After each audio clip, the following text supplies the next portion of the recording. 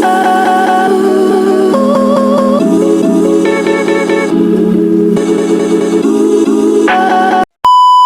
guys! Today is another day and another vlog. Susunduin natin sa Chelsea. Ngayon, hindi ako magka-car kasi Thursday coding ngayon. Kaya mamotor ako. Kain kami na lang siguro sa labas kasi anong oras na naman ako nagising. Mga 11:30 or 12 na. Hindi ako nakapamili sa palengke. Hey! Oh! Nahulog na naman. Ang alin?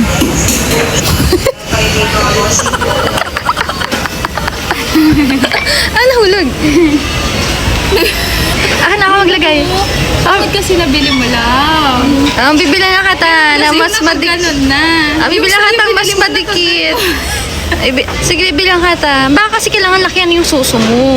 Yung suso na yung a-adjust. Hindi na adjust. Walang panggal. Di mo kakabit? Hala, di mo kakabit? Jajakit na naman na yun. Mainit. Iba ka mahulog ulit.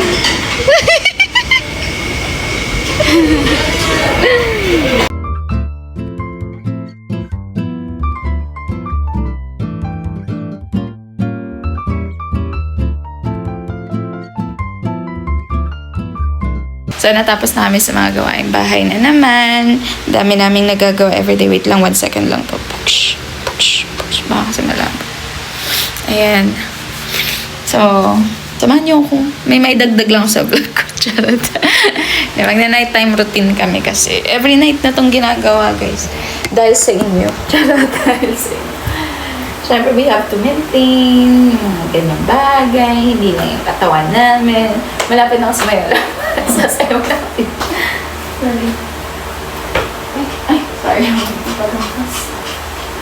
Ayan. So, ayan, saan yung ano, babe? Tayuan. Share lang namin ba? Ayaw niyo i-share namin. Lagi na lang, ang share lang namin. Sabi ko, share lang namin yung kakulitan mo pag gabi. Charet. Walang pinipiling oras ko. Ayan. Ayan.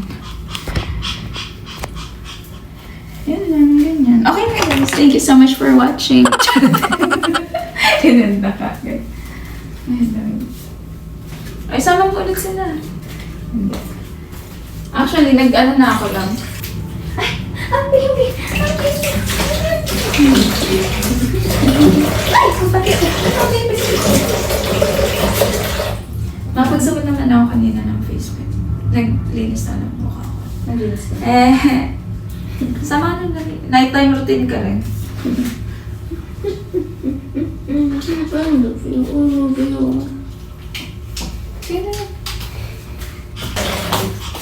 Tinan natin ang ginagawa ng isang Laika. Mahal ko. Ito, nagtutoothbrush para lang mabango sa bibig mo. Baka kasi mag-irrital pag tinis. Ang dilim din. Ayan.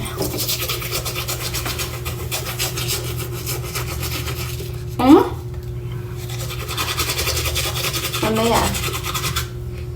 Matulog tayo. Mamaya. Ikaw, at mahuhuli ka. Ako, ayaw pa naman mag-iwan dito. Uuna ako taka. Tapos sasabihin mo sa akin, yung pusa tumatayo. Visit. Visit. Alam mo yan, gigising ako ng madaling araw, tapos titigil ako dito. Sabi ko, anong upuan kayo sinasabi mo? Kasi hindi ka na nakatayo. Talatang ka talaga na. Oo, hindi mo makababa. Gusto kang gisingin ka, sabi mo kung gisingin. After yung magkwento na nakakatakot, huwag kang gisingin. Ay, speaking of, gusto mo ng bedtime stories tonight? No.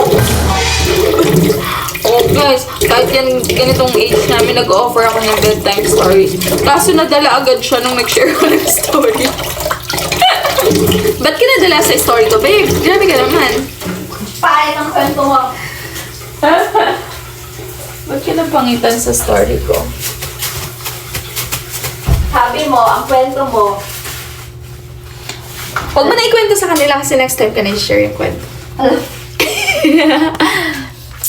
Yung pusa natin tumayo. Oo guys, ganun na ganun. So, kanito ko lang naman.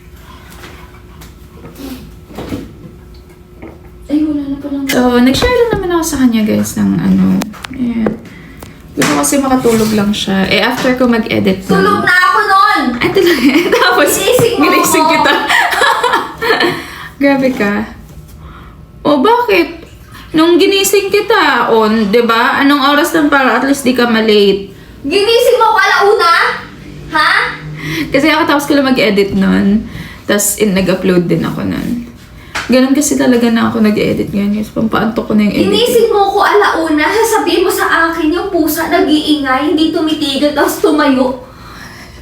Ay ko yung pusa namin, si Mimia. Nag-standing ovation. Tapos, parang may minamiyaw-miyawan siya. Natakot siya kasi pero sinabihan ko siya, huwag mo akong gigisingin pag gising mo. Parang ganun. Ayun, takot pala siya nun. Nag-ayos talaga na ako ng mukha guys. Hindi, kasi tumatanda na tayo. So, kailangan din natin na alagaan na yung skin natin. At saka kung may improve pa naman, hindi pa naman huli ang lahat. I'm still hoping na may mag-improve pa. Na maayos ko pang lahat ng pangit. Charet. Para lang yung nagawang mga pagkakamali mo sa buhay, ganun. May chance ka pa to redeem yourself, to fix everything, to make things right. So, ganun din sa mukha. Hanggat buhay ka pa, pwede mo pang paayos at ayusin. Paano? Yung mukha, pwede pa. May chance pa akong ayusin hanggat buhay pa ako. Pero, babe, wala. Hindi, magsalita ako kahit nagtututbrush ka, ginawa ko nga eh.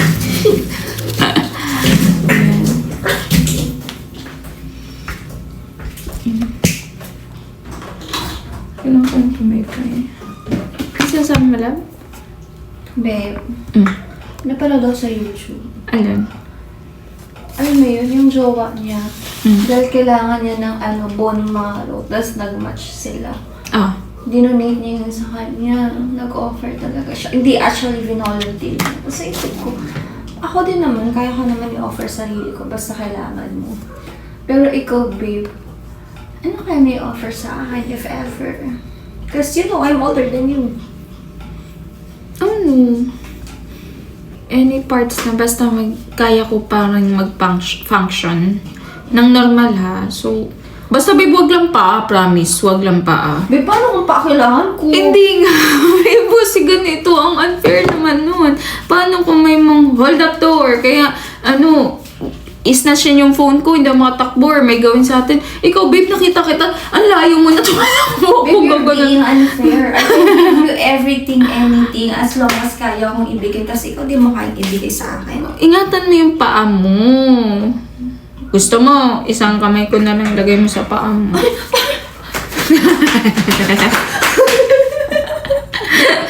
Mawag at least. Tamang ko. Oo, ganun talaga. Ay, naku, you're being unfair. Pero Ay, babe, hindi, tingin mo. ganito na lang. Sige, ganito na lang. Naku ka naman kasi. Nag-cream ka na? Nag-cream ka na? Paano kung paano kung di ba yung pag namamatay, gusto ko i-cremate ako. Tapos, gusto ko may part sa urn ko na mapuno sa gagawin mong kwintas. Ay, gusto ko din yan. Or kaya bago ako i-cremate, may part sa body ko na gusto ko kunin mo, tapos gawin mong kwintas. Ano nang bilin ko ibigay? Tingil ko. Kung walang nilaman rin, sasabihan ko yung balsamidor. Iwan niyo po, pakiiwan na po yung triangle. Akala mo yun, sasabihin ko, pag ikaw namatay, alam mo, papakuha ko. Ay, hindi, ako magde-decide. Hindi, patay ka na. Ikaw pa rin magde-decide. Bago mo gawin. Hindi, ikaw pa rin magde-decide, patay ka na. Hindi. Ganito. Gusto ko, sa akin, kumbaga, depende kung paano tayo nag-end. Malay ko ba kung mag-aaway pala tayo, tapos yun na pala yung huling sandali ko. Pero pag mahal na mahal mo pa rin naman ako, mahal natin yung isa't isa, wala ako. Eto, promise to. Promise na lagi ako nasa tabi mo. Ilalagay mo dito. Ayan, medyo maliit. Pwede ako na nang pumili. Ang gusto ko. So, ano gusto mo? Ano ba bet mo dapat? Tingnan ko kung i-allow ko. Sige, almoranas mo. Sobra ka na! Ayaw mo na lang ako Sarapan? Sarapan? Almoranas? Pati yung almoranas. Gaano nakalaki? Maliw. Kala nilang nila. Totoo. Kaya naman. Meron talaga. Ano ko? Ang ganda mo. Ang banda. Almoranas. Ang ganda mo. Ano yung kanta ko sa'yo? Ha? Yung laging kinakanta sa'yo. Ano yung kinakanta ko sa'yo lagi? Babe ko, babe ko, babe ko. I love you, babe ko, babe ko. I love you, I love you, I love you, babe ko. I love you, babe ko. Pero nung magkaaway tayo, paano ko siya kinanta? Babe ko, babe ko, babe ko. Pero kayo ko. I love you. Ganun guys siya umiyak, guys. Ang pangit mo! Na-stress yan. Kaya may ganun kaming reels doon. Kasi nga, pag siya pagod na pagod, guys, nakukusa yung mata niya, nagsiseparate ways. Kaganon. Ganun. Akin duling sa nagme-merge kumbaga yung akin. Yung kanya naggaganon sa pa. Hindi ko kaya yun. Pero yun yung nangyayari sa kanya. Pag pagod na pagod yan, galing sa paglo-laundry, sampay, gaganon na lang. Sabi ko, saan ba to? Ako kausap mo. Sabi ganun siya. Tapos ako naman, ginaya ko lang siya nun. Dami natin nagagawa everyday, babe. Actually, mas maraming gawain. Babe, I do the work. You do the housework. Yun ang ano natin. Sige, I'll do the work naman this time. Ayaw niya. Ayaw niya talaga. Ayaw niya. I do the math. Kasi bakit ayaw ko? Bumabawi. Gusto niya akong bumawi talaga sa time namin, guys. Which is, yun naman ang dapat. So, I'm doing everything for Not that. just for time and for what?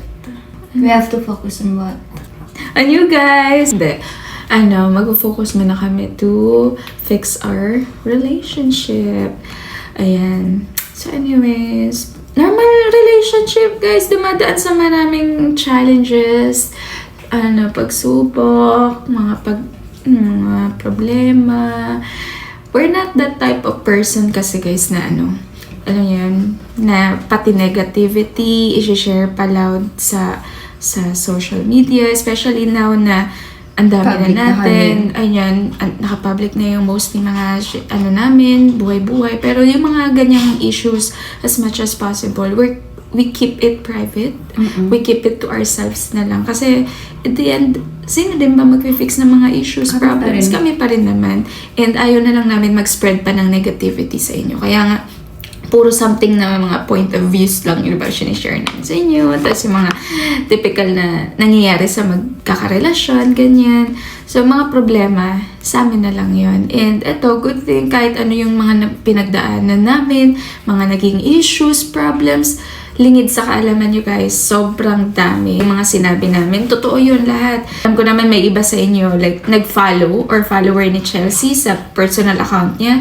Ang dami niyang post last year kung anong pain, lahat, issues, mga Ako naman kasi, hindi talaga ako ma-post na. Yun naman din yung time na na-decide ko rin naman na mag-deactivate din ng personal account ko. So, ayun.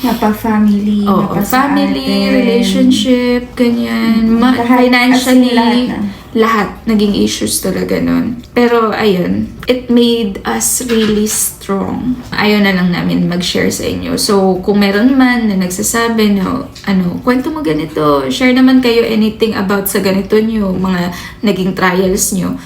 Hindi talaga. We keep it private. Hindi kami ganong Basta andun kami sa point na magkakampi kami kahit anong mangyari.